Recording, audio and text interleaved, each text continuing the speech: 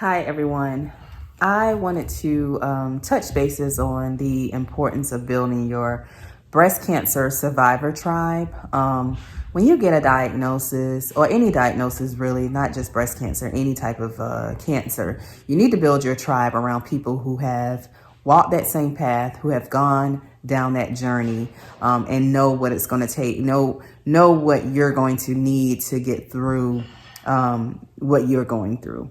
And so you need to have a strong support system, hands down. There's no doubt about that. But as you're building that support system, I want you to focus on like strategically reaching out to women, to whoever, those that have gone down that path, who has, experienced it, and they are a survivor. They've overcome it. Reach out to those people, because those women, these are the people, and I say women, but men get diagnosed with breast cancer as well. And so I should say those individuals, they know exactly what it is that you're going through. They know what it means to go through chemotherapy. They know what it means to have surgery. They know what radiation is like and the busyness of that schedule. They know. And so as you have your people around you that's rallying and praying for you and supporting you through your journey, through your diagnosis, it's a different level of connection that you gain with those who have gone through it. Because, everyone else is going to, definitely going to empathize with you, and they know that, that you're going through, and it's going to be, tough, but those that have gone through it is going to they're going to give you that encouragement that you need to get through it. And so I was very strategic in reaching out to women who have gone through this already. Everyone knows someone that has gone through, who has faced cancer. We live, in a world now where that statistic is 1 in 8 women. And so, everyone knows someone who has battled cancer. And so it's not hard to be able to connect with someone. If you don't know the information, I bet you someone knows someone, and they'll be like, hey, you want to talk to, my sister? She went through this journey. She knows, she'll be able to help you. You want to talk to my mom? And so that's what I mean. Like, there were people that I strategically reached out to that I knew went down, this path. And although I was, able to witness when they went through what they went through, I wasn't like on the journey with them. So there were things that I didn't know that they went through. And so I was able to connect with them on a more intimate level and really, have them basically go back to that period in terms of what they were feeling and what they went through. And so I want you to do that. I want, anyone that is newly diagnosed with cancer, after you get past the initial shock of the news, and get past, the initial fear of the news, build your cancer survivor tribe. These are the people that are going to get you through every obstacle, every fear, every moment of guilt, doubt, whatever it is that you're feeling. These are the people that are going to encourage you and get you through those moments, because for those that you were able to witness go through it, you're going to be able to think back and be like, well, I remember, this person had a baby and they made it through, and this person had a toddler and they made it through. And so these are the people that, being able to witness their journey and connect with them is what's going to give you the encouragement and the motivation that you need to get through. Because there are going to be days, when you feel like you can't get up out of bed, or that you just don't want to. I can't personally say that I've had days where I couldn't get up, but there were days where I didn't feel like it.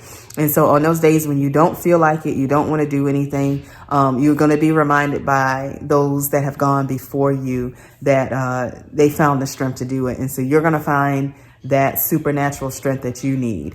And those times when you can't find it and you need someone to connect to, those are going to be the people that tell you, girl, listen, I know exactly what you mean. I know exactly what you're going through. I know exactly what you're feeling, and you're going to get through it. You're going to be fine. This is what you need to do. The tips, everything. Like, even just having someone to be able to bounce off treatment plans with and say, hey, well, this is what my doctor is saying that I have to do. Is this what you had to do as well? Not saying that your treatment paths are going to be the same, because not every breast cancer is the same. There are so many different subtypes, so there are different treatment options, from those who have surgery first to then chemo to then radiation, to those who have chemo first, then surgery, then radiation. And so everybody's path is completely different. However, it's still good to be able to connect with someone and at least, kind of lean on them to get an idea of what their plan was, because, hey, you might want to go back to your provider and say, is this an option for me? It may be something that you didn't know about, and you want to know if that's an option for you. Healthcare or medicine has changed so much over the years. And so if you have a survivor that has gone through it, even 5 years ago, things are going to be so much different now if you're just getting diagnosed. But again, it's still good to know what it was that they went through that got them to where they are today, because you may want to ask your provider, what is this an option for me? And if it's not, your provider will tell you what is a good option for you. But just going in blind and not having, any type of reference or support or, any type of person that you can lean on and help get you through it it's just not a good thing to do. That's all I'm gonna say. It's not a good thing to do, because Google is not your friend. If you Google, what you're going through, Google is already going to tell you that you're dead. You know what I'm saying? Like, you are, Google is like the worst with any type of medical diagnosis. Like, stay away from Google as much as possible. Now there are good research articles and things out there and support groups that are out there. Like I said, even on social media platforms.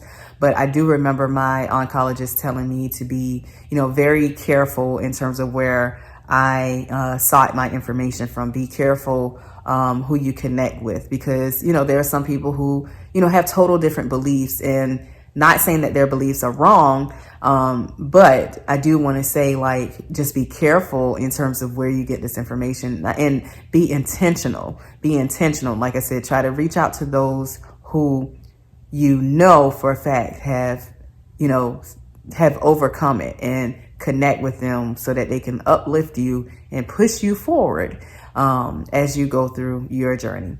All right. So I'm trying not to go on a long tangent about that, but it's just one of the things that I did that was very, very, very, very instrumental in terms of me getting through, these weeks that I've gone through.